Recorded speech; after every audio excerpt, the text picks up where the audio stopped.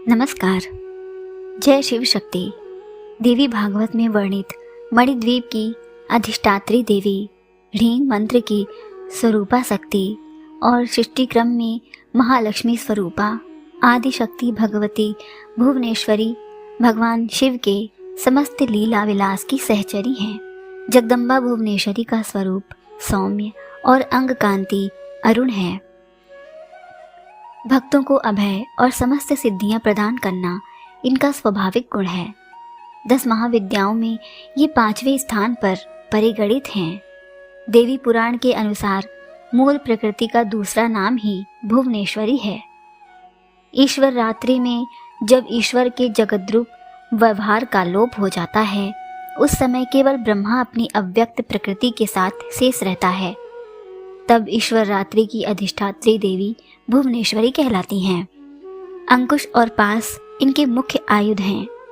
अंकुश नियंत्रण का प्रतीक है और पाश राग अथवा आसक्ति का प्रतीक है।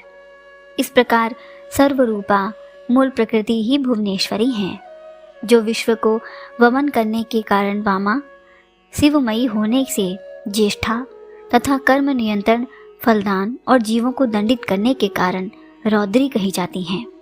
भगवान शिव का वाम भाग ही भुवनेश्वरी कहलाता है।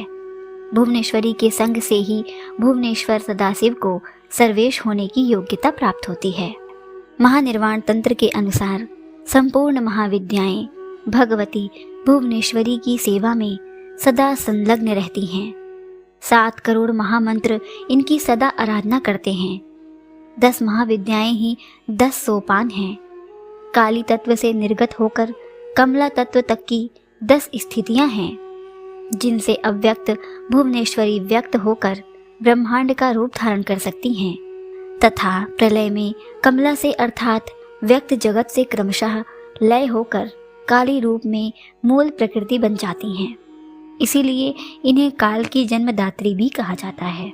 दुर्गा सप्तशती के 11वें अध्याय के मंगला चरण में भी कहा गया है कि मैं भुवनेश्वरी देवी का ध्यान करता हूँ। उनके श्री अंगों की शोभा प्रातःकाल के सूर्य देव के समान अरुणाभ है। उनके मस्तक पर चंद्रमा का मुकुट है। 3 नेत्रों से युक्त देवी के मुख पर मुस्कान की छटा छाई रहती है। उनके हाथों में पाश, अंकुश, वरद एवं अभय मुद्रा शोभा पाते हैं।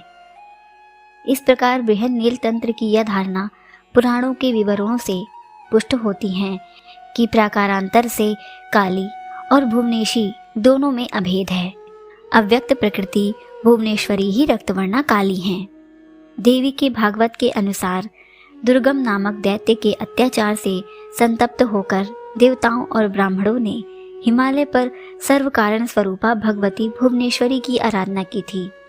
उनकी आराधना से प्रसन्न होकर भगवती भुवनेश्वरी तत्काल प्रकट हो गईं। वे अपने हाथों में बाण, कमल पुष्प तथा शाक मूल लिए हुए थीं।